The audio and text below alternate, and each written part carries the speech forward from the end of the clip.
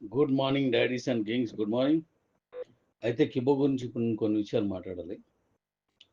పైన 2 వీడియోలు మన పనికొస్తాయి, జాగ్రత్తగా తెలుసుకొని వాడండి. మన డాడీ రోబోటిక్ గురించి రేపు నేను మాట్లాడతాను మీతోటి. రేపు పండుగ చూసుకొని, ఎందుకంటే వాళ్ళు కూడా పండుగలో ఉంటారు కాబట్టి కొంతమంది మాట్లాడుతాను. చక్కగా తయారవుతుంది, మనం అనుకున్నట్టుగా ఇప్పుడు కంప్లీట్ చేస్తున్నారు. ఓకే, అయితే ఇప్పుడు మనం మాట్లాడాల్సింది ఏంటంటే కిబోలో అకౌంట్స్ ఏవైతే ఉన్నాయో దాని మీద నేను ముందుగా ఈ కాయిన్ మనం 2.5 కోట్లకు తీసుకొచ్చానన్నప్పుడు అంతే సప్లైతో బిట్ కాయిన్ పోటీగా వెళ్తున్నాం అని చెప్పినప్పుడు నేను ఏదైతే మాట చెప్పానో అది అక్షర సత్యమై ఈరోజు రాజ్యమేలుతోంది, విరాజిల్లుతోంది. ఎలాగో చెప్తాను, వినండి, జాగ్రత్తగా వినండి, జాగ్రత్తగా ఉండండి. కాయిన్కి వాల్యూ పెరుగుతున్న కొద్దీ, కాయిన్కి ఆధారం దొరుకుతున్న కొద్దీ, కాయిన్ మీద నమ్మకం పెరుగుతున్న కొద్దీ దాని నమ్మకంలో తేడాలు వచ్చేస్తాయని చెప్పాను. ఈరోజు అదే జరుగుతుంది. మన కాయిన్స్ని, మన అకౌంట్స్కి స్వాప్ చేసుకుంటే డీ కాయిన్స్ వస్తున్నాయి. అలాగే ఈ కాయిన్స్కి భవిష్యత్తు ఎలా ఉన్నదో అందరికీ కనబడుతుంది. దాని మీద మనం లోన్స్ ఇస్తాం, దాని మీద మనం యూటిలిటీలో అమ్ముకుంటాం, అది యూటిలిటీలో వాడేసుకుంటాం. 2 కోట్ల లోపే కాయిన్స్ ఉన్నాయి ఇప్పుడు, 2.5 కూడా కాదు. ఇవన్నీ మీకు తెలుసు. బిట్ కాయిన్ కంటే ఎన్నో రకాల బెనిఫిట్స్ ఉన్నాయి దీనికి. సో దాని లాంచింగ్ తర్వాత దాని తాలూకు వైభవాన్ని చూడడానికి మీరు రెడీగా ఉండండి. అయితే ఇప్పుడు ఏం జరుగుతుందంటే, ఒకప్పుడు నాకు ఫోన్ నెంబర్ లేదు అని అంటే, అయితే నా ఫోన్ నెంబర్ మీదే మీకు అకౌంట్ ఇస్తానన్న వాళ్ళు జాగ్రత్త గుర్తుపెట్టుకోండి. నేను రోజు యాడ్ చూడలేను అంటే, అయితే దాని యూజర్ నేమ్ పాస్వర్డ్ నా దగ్గర ఉంచుకొని యాడ్స్ మీకు చూస్తానన్న యూజర్ నేమ్ పాస్వర్డ్ తీసుకున్న వాళ్ళలో కొంతమంది, అందరూ నేను అన్నాను. అలాగే కాకుండా మీరు 500 ఇవ్వండి, మీకు నచ్చిన ఇలా వచ్చేస్తే అలా వచ్చేదని చెప్పి ఫోన్ నెంబరు వాళ్ళే తీసుకొని దాని యూజర్ నేమ్ పాస్వర్డ్ కూడా వాళ్ళదే పెట్టుకొని ఆ అకౌంట్ వీళ్ళ దగ్గరే పెట్టుకొని వాళ్ళందరి అకౌంట్లు ఎవరైతే హోల్డ్ చేసి ఉంచుకున్నారో అలాంటి వాళ్ళలో కొంతమంది మాత్రమే ఆ అకౌంట్స్ అన్ని మెర్జ్ చేసుకొని వీళ్ళు స్వాప్గా మార్చేసుకోవడం, ఆ కాయిన్స్ని తక్కువ రేటుకి అమ్మేస్తాను మీరు కొనుక్కుంటారని అడగడం చేస్తున్నారు. అది ఆధారాలతో సహా నా దగ్గరికి వచ్చాయి. తక్కువ డబ్బులకే ఇచ్చేస్తాం మేము. అది ఏ రేట్ అంటే వాళ్ళు నచ్చిన రేట్ చెప్తారు, ఎందుకంటే పక్క వాళ్ళ అకౌంట్లో ఇవన్నీ. అయితే మెర్జ్ చేసుకోవడానికి ఫోన్పే ఎవరిది ఉంటే వాళ్ళకే వస్తుంది, ఇందులో no doubt. User name password ఎవరి దగ్గర ఉంటే వాళ్ళకే వస్తుంది, ఇది డౌట్ లేదు. ఫోన్ నెంబర్ ఎవరికి ఉంటుందో వాళ్ళదే మెయిల్ పెట్టుకోవచ్చు, వాళ్ళే మెర్జ్ చేసుకోవచ్చు. అంతకంటే ముఖ్యంగా అప్పుడు ఈ కేవైసీ చేసుకున్న వాళ్ళకి కూడా మెర్జ్ చేసుకునే అవకాశం ఉంది. అందువల్ల ఈ అకౌంట్స్ అన్ని మెర్జ్ చేసేసుకుంటున్నారు. ఆ అకౌంట్ హోల్డర్స్ ఇప్పుడు అడిగితే ఆ అకౌంట్ గురించి ఏమి చెప్పకుండా గట్టిగా అడిగితే 1000 రూపాయలు ఇస్తే మీ అకౌంట్ కాయిన్స్ ఇస్తాం అని చెబుతున్నారు.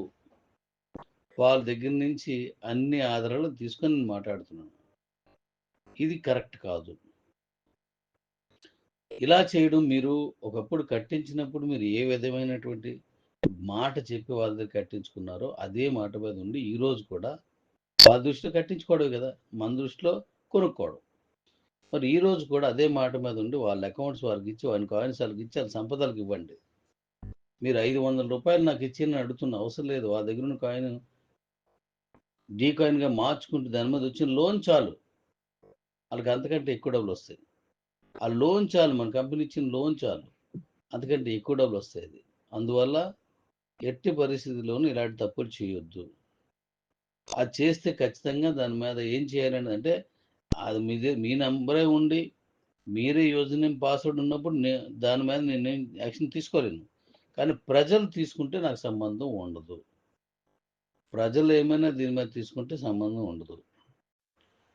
మొన్న ఒకటి అలాంటిదే, కొన్ని వందల అకౌంట్లు ఒక పెద్ద నోట్బుక్ మీద, లాంగ్ నోట్బుక్ మీద రాసుకొని అప్పుడు యాడ్లు చూడడం వగైరా అన్నీ చేసేవారు. దాని మీద ఉన్న కాయిన్స్ని అప్ అండ్ డౌన్ చేయడం ఏదో చేసి ఉంటాడు. ఇప్పుడు అడిగితే ఆ బుక్ పోయింది, అది నేను బండి మీద పట్టుకెళ్తుంటే పడిపోయింది, ఇలాంటి ఏ కారణాలు చెప్పాడట. అంటే కొన్ని వందల అకౌంట్లు అందులో ఉన్నాయి. అది యూజర్ నేమ్స్ లేవు, వాళ్ళ పాస్వర్డ్స్ లేవు, ఫోన్ నెంబరు, వాళ్ళకి ఫోన్ నెంబర్ లేకపోతే వీళ్ళే ఫోన్ నెంబర్ ఇచ్చారు. ఇలాంటి ఎన్నో జరగడం వల్ల అవి ఏంటంటే అప్పుడు ఆ కుర్రోడిని మన కాయిన్ విలువ ఇది, డీ కాయిన్ విలువ ఇది ఇది అని తెలిసిన తర్వాత ఆ అబ్బాయి మీద యాక్షన్ తీసుకున్నారు వాళ్ళు. రాత్రికి రాత్రి పరిగెట్టొచ్చి దీని సంగతి ఏంటండి అవన్నీ పోయాడు, పోవడం అంటూ ఉండదు నాన్న, జాగ్రత్తగా వెళ్ళేందుకు అని చెప్పాను. అలా కాదు సార్, మీరు దీనికి యోజన పాస్వర్డ్ అంటే నువ్వో చెప్తే నేను ఇచ్చేసింది కాదు, నువ్వో మరొకరు చెప్తే అయిపోయింది కాదు, అది చివరిలో చూస్తాను నేను. అందులో నువ్వు కాయిన్స్ ఏమైనా ట్రాన్స్ఫర్ చేస్తే నీ అకౌంట్లో ట్రాన్స్ఫర్ హిస్టరీ ఉంటుంది. వాళ్ళ అకౌంట్లోంచి నీ అకౌంట్కి వచ్చి నీ అకౌంట్ నుంచి ఎవరి అకౌంట్కి వచ్చిందో ట్రాన్స్ఫర్ హిస్టరీ ఉంటుంది. దాని ప్రకారం నేను కావాలంటే చెప్పగలను, కానీ నాకు అది తెలియదు నాన్న అని చెప్పాను.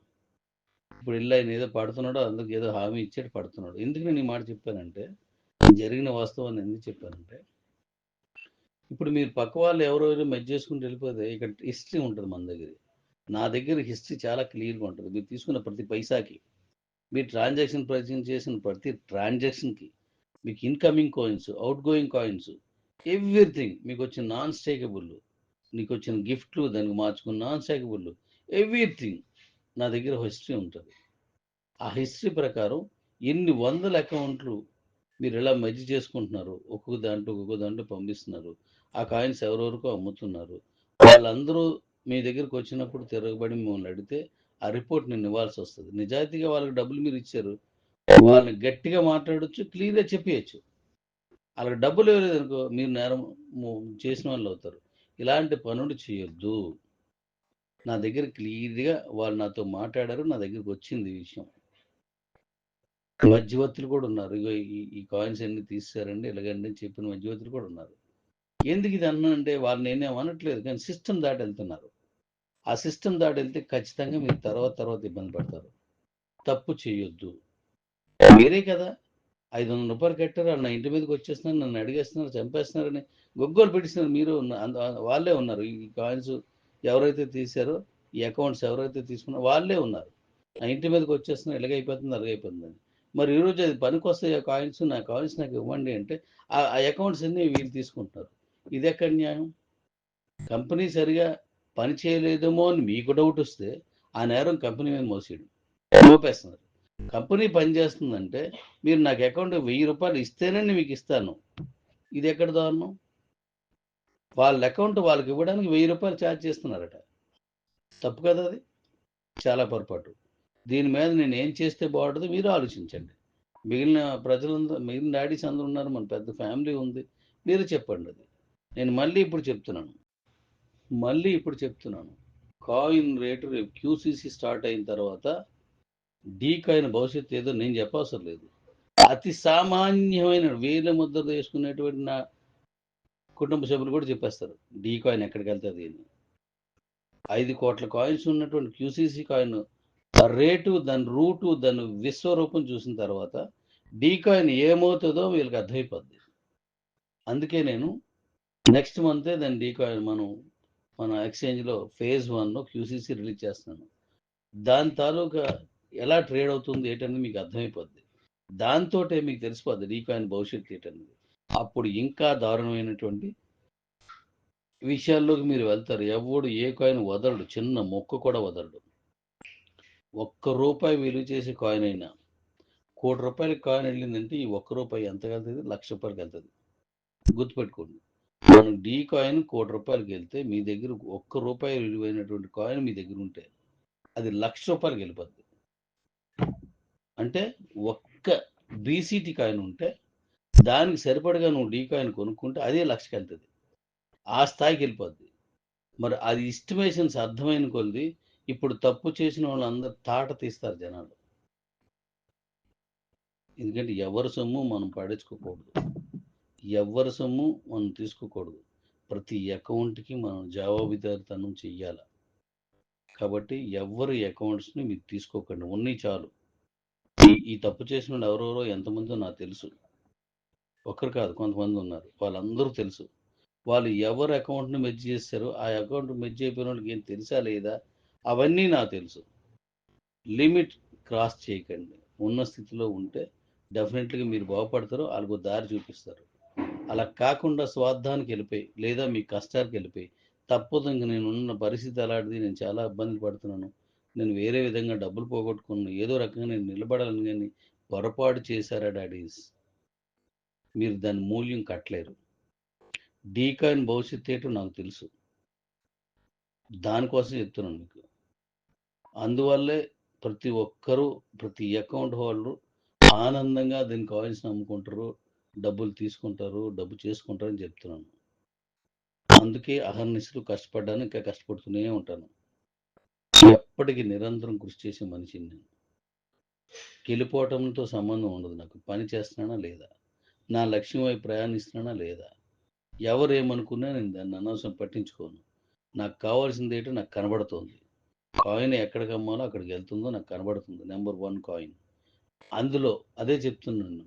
100 కాయిన్స్ ఉన్నాయన్నా సరే దాని వాల్యూ ఎంత అవుతుందో మీరే లెక్క కట్టుకోండి. 100 కాయిన్స్ ఉన్నాయి. దారుణమైన రేటుకి వెళ్తుంది. అనవసరంగా ఎవరి కాయిన్స్ మీరు తీసుకునే ఆలోచన చేయొద్దు. వాళ్ళందరూ కష్టపడి తెచ్చుకున్నటువంటి డబ్బులు అవి. మీరు ఎన్నో విషయాలు చెప్పారు. డాడీ ఇలాగొస్తుంది, అలాగొస్తుంది, కంపెనీ ఇది, అది, డాడీ అది, ఇది ఎన్నో చెప్పారు. మరి ఆ విషయానికి కట్టుబడి ఉండండి. పొరపాట్లు చేయకండి. సమాజంలో గుర్తింపు లేకుండా పోతారు.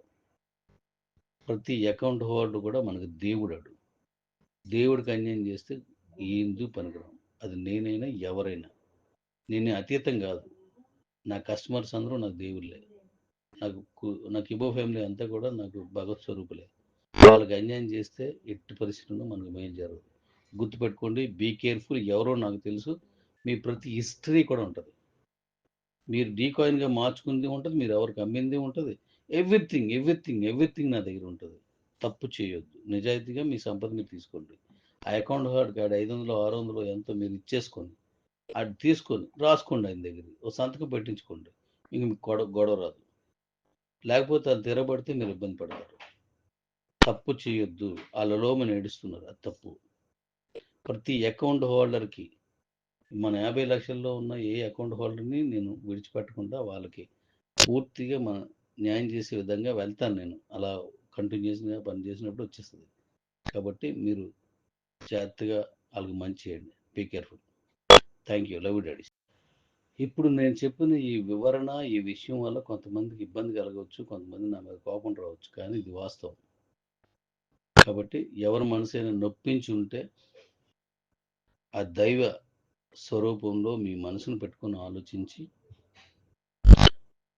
మీరు హిందువులైతే మీకు నచ్చిన దేవుణ్ణి, ముస్లిమ్స్ అయితే అల్లాని, క్రైస్తవులైతే యేసు ప్రభుని నైట్ పడుకున్నప్పుడు నువ్వు అన్యాయం చేస్తున్నావు, న్యాయం చేస్తున్నావు ఆలోచించుకో. నువ్వు చేసే పని మంచిదో చెడదో ఆలోచించుకో. చెడైతే వెంటనే మార్చుకో. మంచి అయితే దాన్ని ఆపకుండా కొనసాగించు. Be careful daddy. Thank you.